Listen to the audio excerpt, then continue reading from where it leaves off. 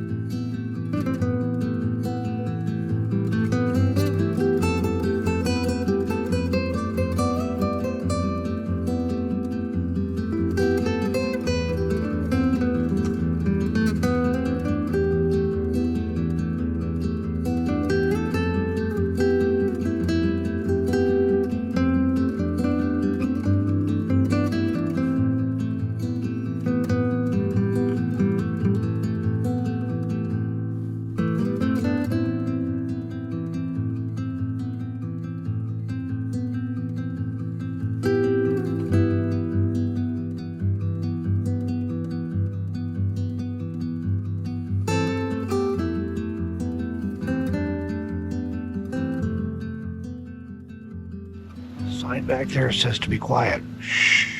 Sleep birding zone ahead.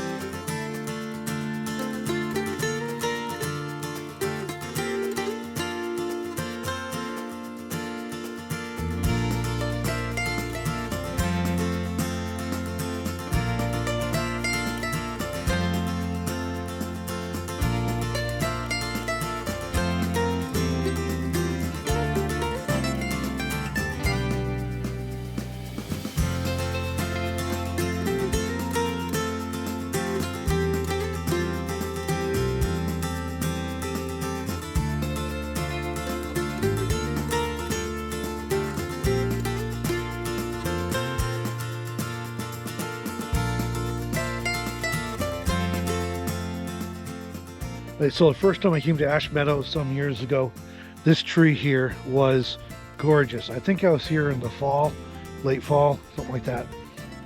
I think it's an ash tree, but in any case, it was all yellow. It was gorgeous. If I can find a picture of it, I'll pop it up. I did photograph it.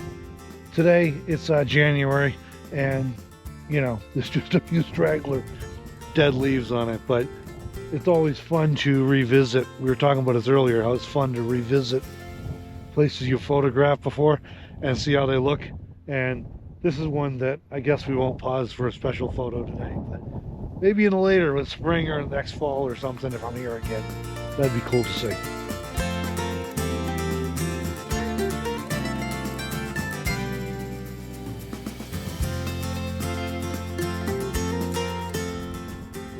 Well, it's not as windy as the salt flats.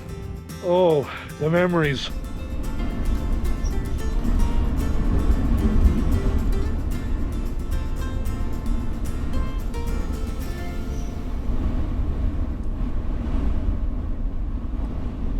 These are ancient Native American grinding holes, and grinding holes are basically where they would grind grain and pods, seeds, that sort of thing. And the idea is basically, typically, as I understand it, you look for a low depression in the ground or a little cavity in the rock to start with, and that's where it was ground. Of course, over the course of years, they, you know, ended up deeper and deeper and deeper. And if there are several here, this area was frequented by several Native American tribes for quite some years. You know why they always depict Native women without shirts? I was wondering the same. It's a little cold to be without a shirt, I would think. And she's not kidding. It does get quite cold down here in the desert. It's warmer this year than a lot of years we've seen. It's actually warmer in Pahrump this month than it was in Quartzsite last year, same month. But yeah, it does get quite cold here, and clothes are handy.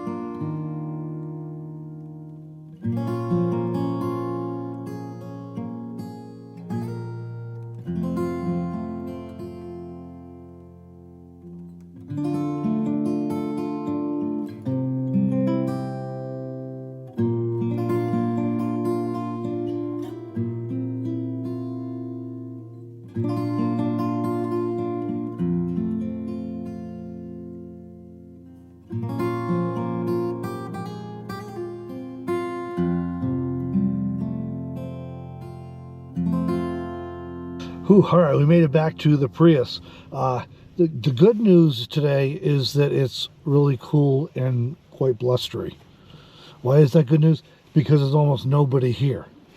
It's like going to the amusement park in the rain. Nobody wants to go. So if you can brave that, yeah. We had the place almost to ourselves, which was great. We're a little bit windblown, a little bit chilled to the bone, but hey, we're back in the mighty Prius now, and we got all the heat we want and then some. All right, that was a quick little look at one place in Meadows National Wildlife Refuge, the Point of Rock site, which is kind of cool.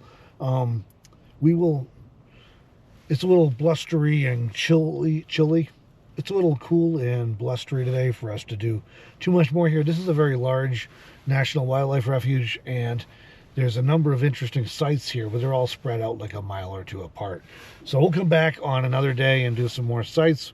But that was, you know, a fun little outing for today. And at the National Wildlife Refuge, that almost was not.